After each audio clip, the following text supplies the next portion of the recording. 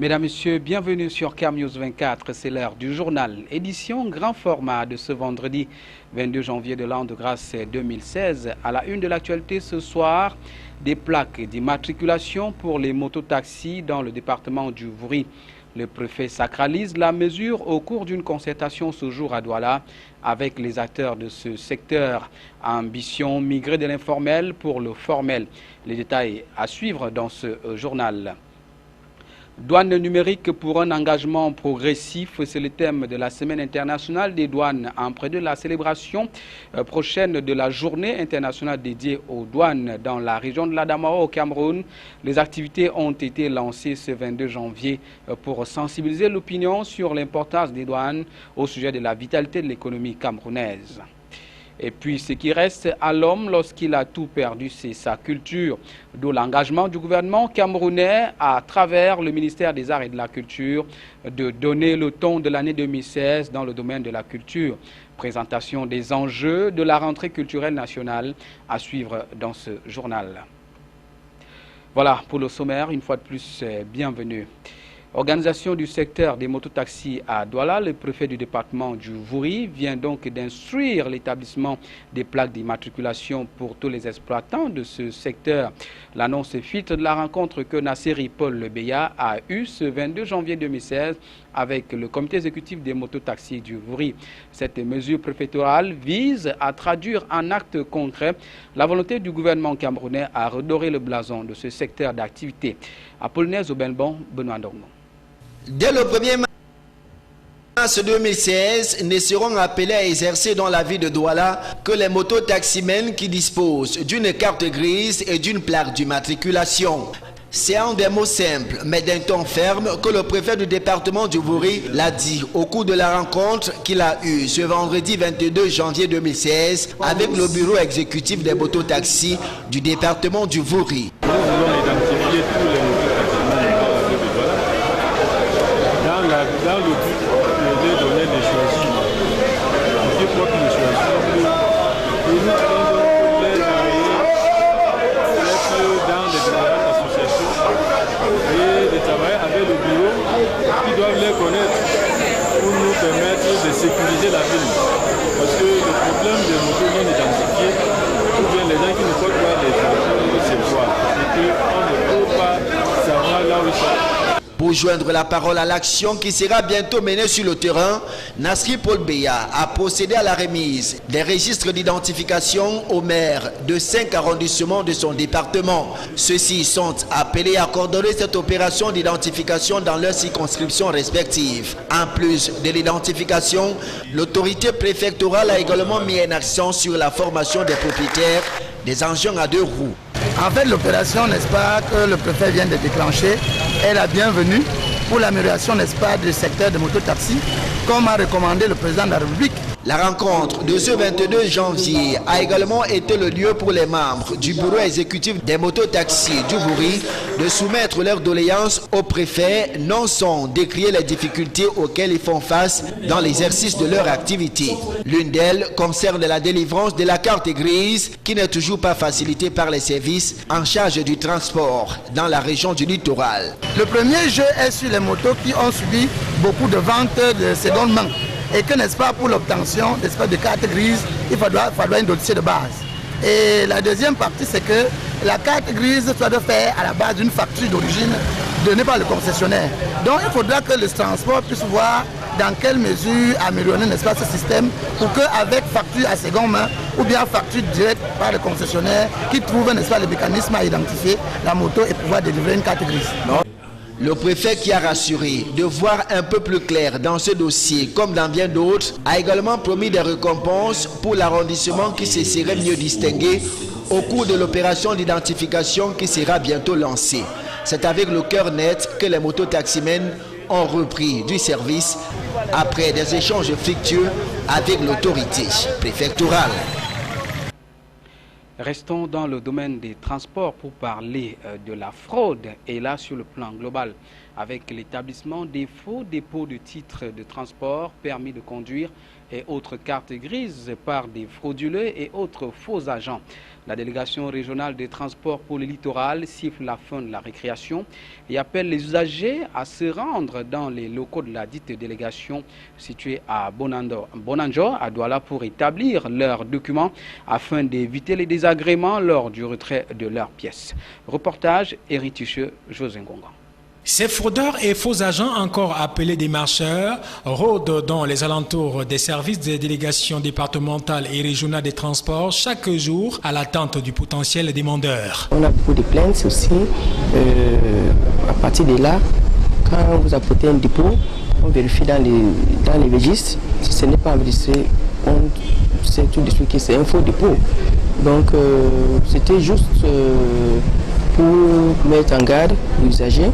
Les demande de traiter seulement avec les agents qui sont assis derrière une table au bureau. C'est dans le souci de stopper ces mauvaises pratiques que Madame le délégué sensibilise les usagers qui pour la plupart courent après le temps de toujours s'informer afin d'éviter de se faire arnaquer. Il y a des usagers qui n'aiment pas lire parce que toute l'information est affichée partout pour demander à tous les usagers de s'adresser aux agents assis derrière la table. Mais quand ils viennent, souvent ils sont pressés, ils sont peut-être interceptés par route là par certaines personnes. Donc ça, je décline souvent ma responsabilité sur l'action comme ça. Il est donc important de noter que toutes les pièces officielles s'établissent par des agents accrédités et assermentés occupant un bureau dans les services de la délégation régionale des transports à Bonanjo. Toujours dans le domaine des transports, et là, nous restons sur la route. Le Cameroun, dans son processus d'émergence, compte sur la modernisation de son réseau routier national. La 19e session du Conseil national de la route tenue le 12 janvier dernier a donné quelques résolutions pour que 2016 soit donc une année décisive en vue de 2020, date butoir, pour que le réseau routier national soit davantage bitumé. Reportage. D'ici 2020, le Cameroun ambitionne de compter sur son réseau routier national 8500 km de routes bitumées. Une ambition qui vaut tout son pesant d'or au vu des principales recommandations formulées par le Premier ministre chef du gouvernement lors de la 19e session du Conseil national de la route.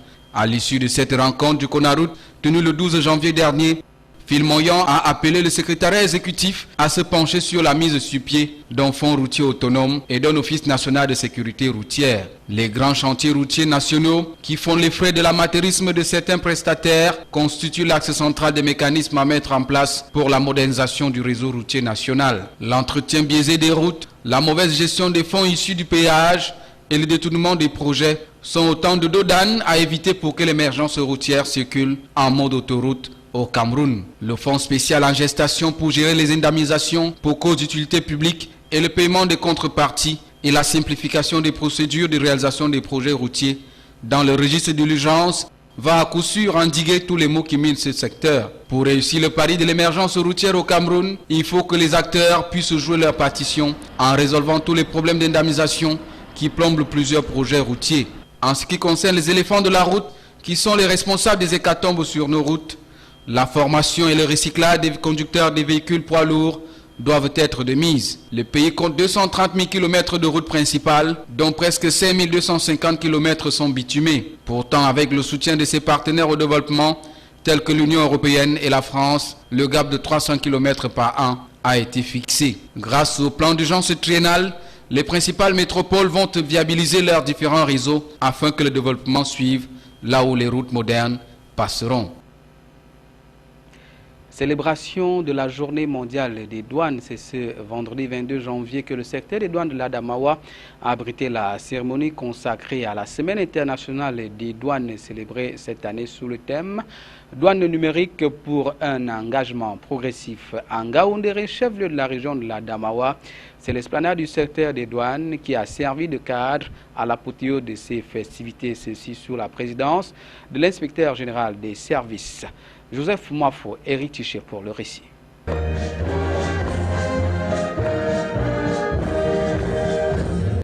Douane numérique pour un engagement progressif, tel est le thème de la célébration de la Journée internationale de la douane édition 2016. Présidée par Amidou Mana, inspecteur des services régionaux, la cérémonie de ce jour avait pour cadre l'esplanade des services de la douane de l'Adamawa. Au cours de la cérémonie, 3 fonctionnaires des douanes ont été promus au grade supérieur. Au promu du jour, Amidou Mana a recommandé esprit d'équipe, transparence dans l'exercice de leurs fonctions et surtout abnégation. Il faut dire que le secteur des douanes de l'Adamawa a enregistré en 2015 plus de la moitié de la recette en termes de revenus financiers, une initiative salutaire pour les pouvoirs publics.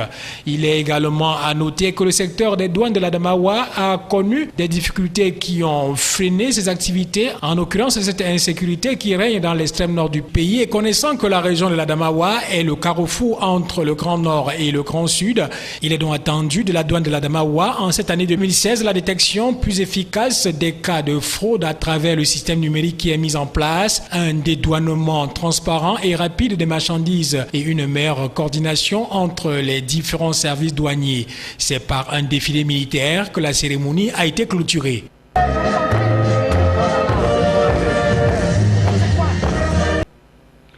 En page magazine, nous vous proposons le portrait d'une jeune dame qui a choisi un métier loin d'être pratiqué par bon nombre de femmes. La jeune dame Hélène s'active au quotidien pour laver les véhicules des conducteurs de la ville de Douala au milieu des hommes. Nos reporters Lisa Youmsi et Josué Ngonga sont allés à sa rencontre et voici ce qu'il en ressort.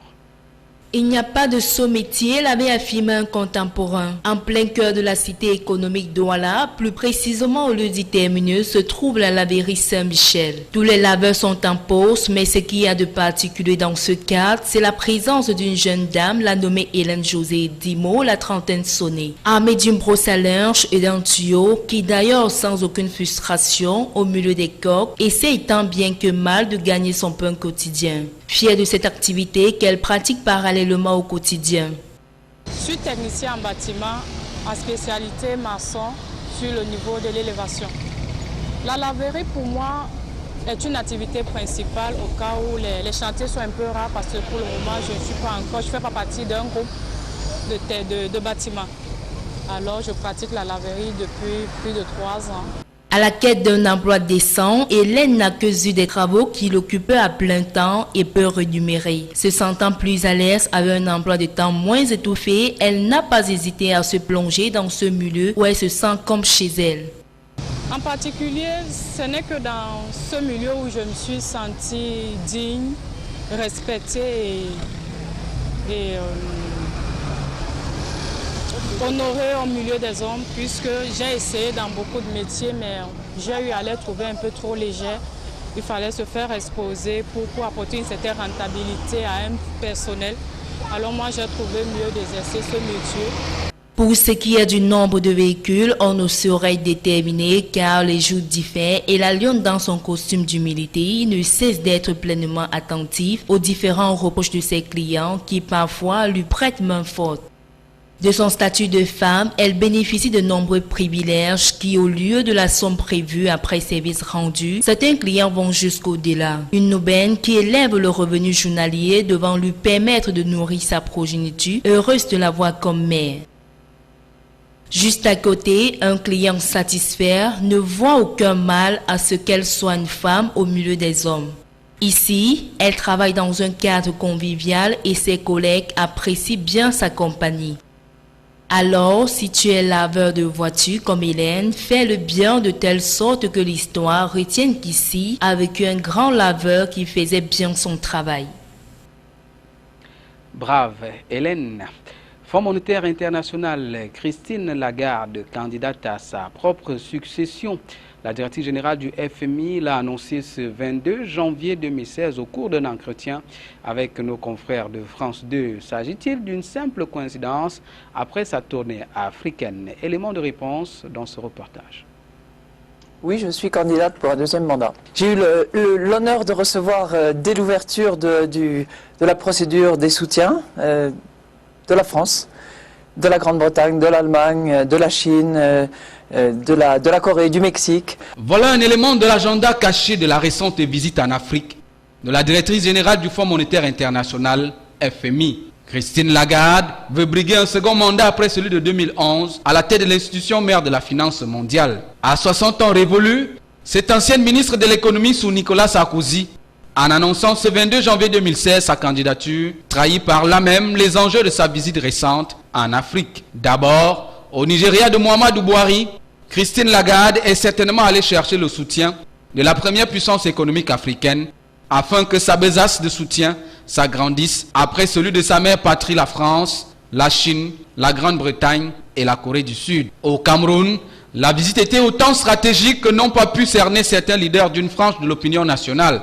Le Cameroun est l'Afrique en miniature, vu l'immensité et la pluralité de ses ressources naturelles. Donc, un géant économique dans la sous-région Afrique centrale. Christine Lagarde l'a d'ailleurs reconnu en précisant que le potentiel camerounais doit être intégré dans les mœurs politiques des autres États de la sous-région CEMAC. Mais comme ce qui a occasionné son élection en 2011, à savoir le scandale du Sofitel à New York de Dominique Strauss-Kahn, son compatriote et prédécesseur, Christine Lagarde, est mêlée dans une histoire judiciaire en France dans l'affaire d'arbitrage Tapi. Mais sous le socle de la présomption d'innocence, le conseil d'administration du FMI lui a renouvelé sa confiance en décembre 2015. Jusqu'ici, Christine Lagarde est la seule candidate déclarée. Son mandat actuel prend fin le 5 juillet prochain. Rentrée culturelle au Cameroun, l'initiative est donc du ministère des Arts et de la Culture. Et les questions pour le ministre Narcisse Moale Kombi de dérouler le programme des activités de son département ministériel durant cette année 2016. Une innovation qui, selon les hommes de culture et autres artistes, augure de lendemain meilleur pour le secteur d'activité de la culture. Reportage Éric Ticheux, José Ngonga. Fondement et enjeux culturels de l'émergence du Cameroun, c'est le thème de la conférence débat qui a ouvert le 19 janvier dernier les activités de la rentrée culturelle 2016 au Cameroun. Une initiative du ministre des Arts et de la Culture, saluée par les artistes et autres hommes de culture. Il faut dire que l'innovation en elle-même est une très très bonne chose. Nous savons qu'il y a la rentrée scolaire, il y a la rentrée académique, il y a la rentrée à l'Assemblée nationale politique et tout.